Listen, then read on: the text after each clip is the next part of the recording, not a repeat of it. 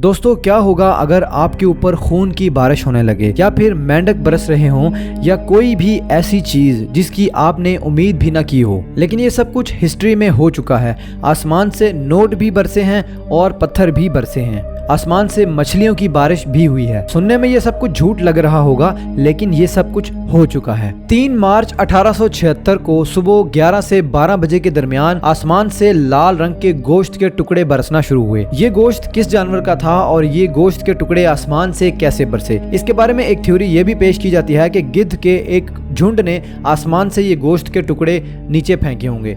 लेकिन ये सिर्फ एक थ्योरी है। इस गोश्त के बरसने की हकीकत में क्या वजह थी और ये गोश्त कैसे बरसा, ये आज भी एक मिस्ट्री है।